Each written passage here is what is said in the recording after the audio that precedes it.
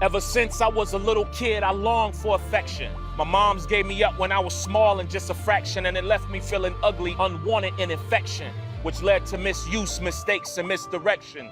Longing for affection, even from those who were irreverent, I opened up my heart to a world that only severed any authentic form of life. Yeah, I know it wasn't clever, but any form of shelter feels right in stormy weather. Little did I know that the trash I would behold was a disease removing ease. I had a rash on my soul, and it would thrash on my soul, but I couldn't break the hold. Lord, does life have a reset button? Would you please break the mold? I can't help this addiction. When I was young, I was exposed. The allure was impure, the opposite sex with no clothes. Pictures etched in my mind, and it seemed they were froze. And with every look, Satan took some more innocence from my soul. And I'm not even a teen yet, but I have so many secrets that if I told them, I'd be a reject, and I can't handle that regret. Still longing for acceptance, I begin to live reckless. Chains around my neck, and I ain't talking about a necklace. My soul was a junkyard, everything was septic. My thoughts were pathetic, and my life was synthetic. Nothing was real, it all was an act I'd perform to attract more pats on the back. I love being liked, the addiction was like crack, even if the love sometimes was a trap.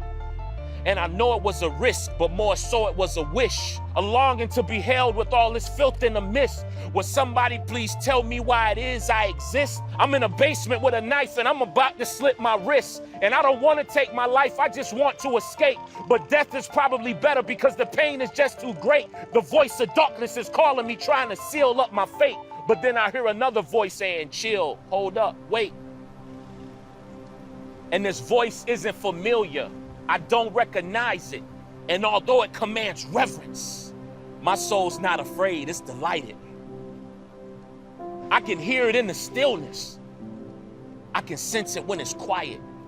It's a still small voice, but then again, it's like a siren. Whosever voice it is, I just want to be compliant. Lord knows I'm really trying, but I'm up against a giant. So I choose to be quiet. What is it do I hear? A still small voice, extending grace, drawing near, saying, just take my hand, just trust, don't fear. But Lord, I'm all messed up, and my life is just smeared. I'm just a broken piece of junk, and it's just too severe. I'm too far gone to be changed. You don't want to interfere. The Lord simply replied, I know your life's out of gear, but all this junk and trash you see, I'm gonna make it disappear. Now I ain't gonna lie, I was skeptical, cause I always felt unacceptable. To love someone like me was unethical, but his love felt credible. So I asked him to be my Lord. That in and of itself was incredible. But can I really be loosed from memories that's unforgettable, pain that's unquestionable, hate that's intestinal? I know you deliver people, but is that just theoretical? Let me have some of your power so I can taste a little proof. And all he said was one word, and that one word was loosed. And he said, loose from your addictions, loose from your pain, loose from the abuse that produced many stains. You're loose from your embarrassment and all of your shame. You're loose by my power, and there's power in my name, Jesus. That was 20 years ago, and I ain't never been the same. And now I'm here to let the world know that he loosed me from my chains. It's like fire in my bones, and I can't stop the flame. And now I got a new addiction. I'm addicted to telling the world Jesus reigns.